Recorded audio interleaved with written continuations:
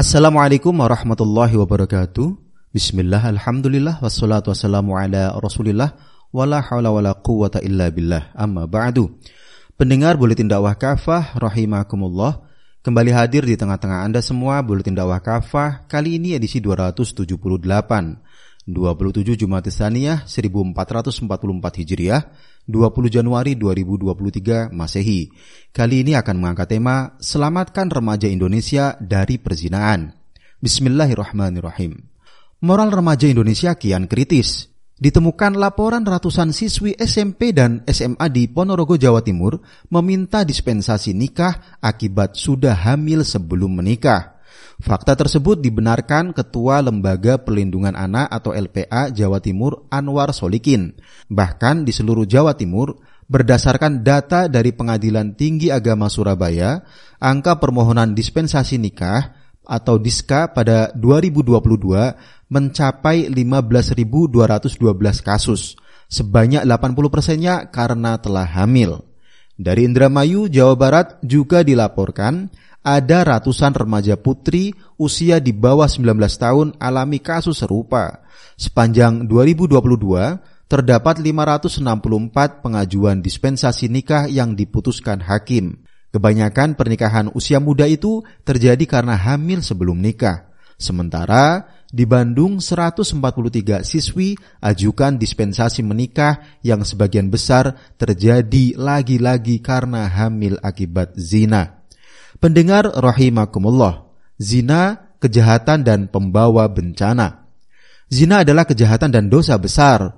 Allah Subhanahu wa taala berfirman dalam Quran surah Al-Isra ayat 32, "Wala taqrabuz zina innahu kana fahisyatan wa sa'a sabila." Janganlah kalian mendekati zina.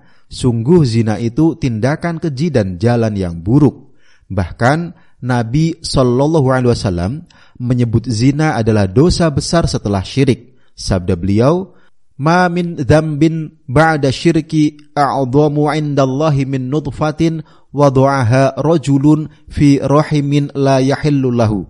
Tidak ada dosa yang lebih besar di sisi Allah setelah syirik kecuali dosa seorang lelaki yang menumpahkan spermanya dalam rahim wanita yang tidak halal bagi dirinya. Hadis riwayat Ibnu Abi Ad-Dunya. Demikian kejinya perbuatan zina, Allah SWT sampai menyiapkan azab yang mengerikan kelak di akhirat. Nabi SAW bersabda, "Tsumma talaqa bi fa idza biqaumin ashaddi syai'in intifakhan wa antanihi rihan waswaihi manzaran faqultu man haula qila az-zanuna waz-zawani." Kemudian keduanya membawaku. Ternyata ada satu kaum yang tubuh mereka sangat besar, bau tubuhnya sangat busuk, paling jelek dipandang, dan bau mereka seperti bau tempat pembuangan kotoran. Aku bertanya, siapakah mereka? Keduanya menjawab, mereka adalah pezina laki-laki dan perempuan. Hadis riwayat Ibnu Khuzaimah dan Ibnu Hibban. Namun sekarang, perbuatan zina sudah dianggap bagian dari pergaulan remaja Indonesia.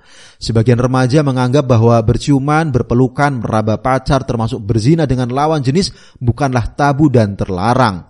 Sebagian remaja lagi bahkan berzina dengan pelacur. Malah ada juga yang terjun menjadi pelacur.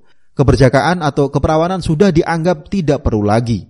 Ada beberapa sebab kerusakan moral ini terjadi. Pertama, remaja kita terpapar konten pornografi melalui internet. Pada tahun 2021, Kementerian Pemberdayaan Perempuan dan Perlindungan Anak mengungkapkan 66,6% anak laki-laki dan 62,3% anak perempuan di Indonesia mengakses pornografi secara daring atau online. Bahkan 38,2% dan 39% anak pernah mengirimkan foto kegiatan seksual melalui media daring. Data dari Kementerian Pemberdayaan Perempuan dan Perlindungan Anak juga mengungkapkan 34,5% anak laki-laki dan 25% anak perempuan pernah terlibat pornografi atau mempraktikkan langsung kegiatan seksual. Belum lagi perbuatan pencabulan hingga pemerkosaan yang dilakukan remaja akibat pengaruh pornografi. Kedua, di negara ini tidak ada sanksi keras yang mencegah perzinaan. Dalam KUHP terbaru yang disahkan DPR tahun lalu, perzinaan adalah delik aduan. Tanpa pengaduan, perzinaan tidak bisa dibawa ke ranah hukum. Padahal perzinaan adalah perbuatan kriminal yang berpotensi mendatangkan azab Allah SWT bagi masyarakat. Nabi SAW sudah mengingatkan, "Idza dhahara az-zina war riba fi qaryatin faqad ahallu bi anfusihim adzaballah." Jika zina dan riba sudah menyebar di suatu negeri, sungguh mereka telah menghalalkan azab Allah atas diri mereka sendiri. Hadis riwayat Al-Hakim. Umat harusnya melihat bahwa perbuatan zina bisa mendatangkan berbagai bencana. Kehamilan yang tidak diinginkan akibat zina bisa membuat pelakunya stres. Pasalnya, mereka tidak siap menjadi ayah atau ibu di usia muda yang selanjutnya berdampak pada penelantaran anak yang dilahirkan. Belum lagi resiko rusaknya nasab atau garis keturunan karena perzinaan. Tidak sedikit remaja putri yang hamil karena berzina lalu melakukan aborsi. Padahal aborsi berisiko mendatangkan gangguan mental berupa trauma, mengancam kesehatan seperti alami perdarahan berat, infeksi, sepsis atau kelanjutan dari infeksi, kerusakan rahim, peradangan panggul dan endometritis atau radang pada lapisan rahim. Perzinahan juga membuka peluang bagi naiknya infeksi menular seksual di kalangan remaja. Tahun 2018, Dr. Hani Nilasari dari Fakultas Kedokteran UI menuturkan remaja yang jadi pasien infeksi menular seksual bertambah, termasuk usia SMP.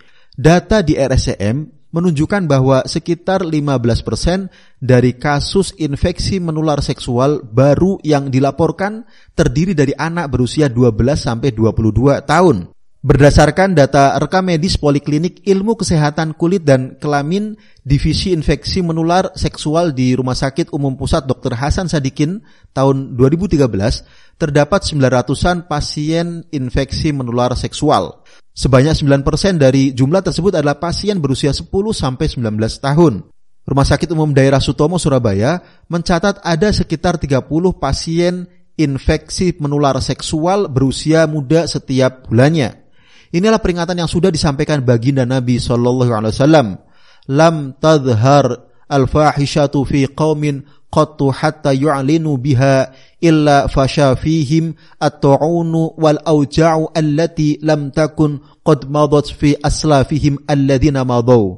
Tidaklah tampak perbuatan keji atau zina di suatu kaum sehingga dilakukan secara terang-terangan, kecuali akan tersebar di tengah-tengah mereka ta'un atau wabah dan penyakit-penyakit yang tidak pernah menjangkiti generasi sebelumnya.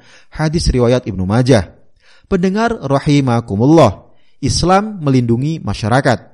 Tidak ada ideologi yang memberikan perlindungan umat manusia dari kejahatan zina kecuali Islam.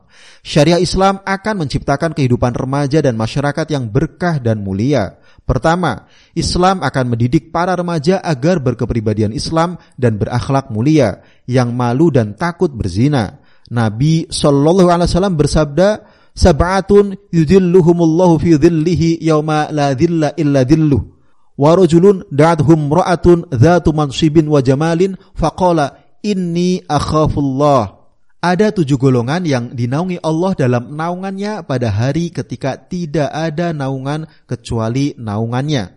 Di antaranya adalah seorang pria yang diajak berzina oleh seorang wanita yang mempunyai kedudukan lagi cantik, lalu pria itu berkata, "Sungguh aku takut kepada Allah." Hadis riwayat Al-Bukhari.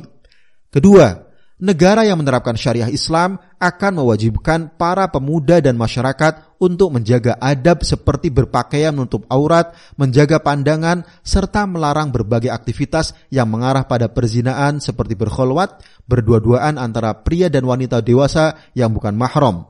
Nabi SAW bersabda, "Ala la yakhluwanna rajulun bimra'atin illa kana thalithahuma syaitan." Ingatlah, tidaklah seorang pria berkholwat dengan seorang wanita kecuali yang ketiganya adalah setan.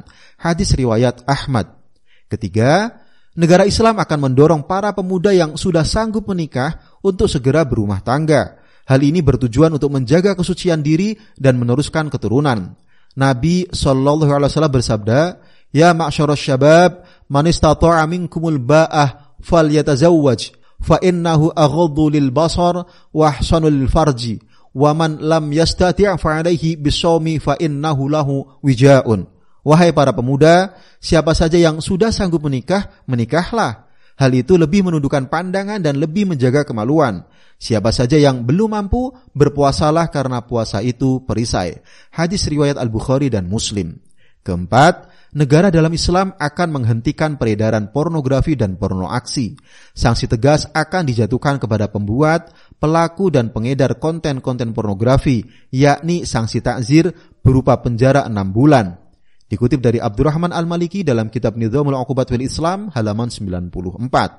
Kelima, negara Islam juga akan menjatuhkan sanksi tegas kepada para pezina. Pezina yang belum menikah atau ghair muhson, seperti pemuda dan pelajar diancam hukuman 100 kali cambukan. Bisa dilihat di Quran Surah An-Nur ayat 2. Pezina yang sudah menikah atau muhson akan dijatuhi rajam hingga mati sebagaimana yang Nabi SAW lakukan terhadap seorang perempuan Al-Ghamidiyah dan lelaki bernama Ma'iz bin Malik. Perzinaan dalam Islam bukanlah delik aduan. Zina haram secara mutlak sekalipun dilakukan atas dasar konsen atau suka sama suka. Lelaki dan perempuan yang melakukan tindakan asusila walau tidak sampai berzina, seperti berkholwat, bercumbu dan sebagainya, juga akan dijatuhi sanksi penjara, bergantung pada jenis kejahatannya, semisal penjara 3 tahun. Dikutip dari Abdurrahman Al-Maliki dalam kitab Nizamul Uqubat fil Islam halaman 94. Pendengar rahimakumullah. Wahai kaum muslim, khususnya orang tua, para guru dan alim ulama, apakah kita akan tetap berdiam diri melihat rusaknya generasi muda umat ini? Sadarkah kita bahwa semua terjadi karena sekularisme, liberalisme dijadikan aturan kehidupan, sedangkan Islam hanya dipakai untuk urusan ibadah dan akhlak belaka? Sementara itu, pemuda-pemuda yang taat syariah malah dibuli sebagai sok moralis dan radikal. Padahal Allah SWT sudah menurunkan agama ini sebagai ideologi terbaik dengan membawa hukum-hukum terbaik. Sampai kapanpun kita tidak akan bisa mendapatkan solusi terbaik melainkan dengan menerapkan syariah Islam secara kafah dalam kehidupan. Masihkah kita ragu? Demikian materi Buletin Dakwah Kafah edisi 278. Selamatkan remaja Indonesia dari perzinaan. Terima kasih. Wassalamualaikum warahmatullahi wabarakatuh.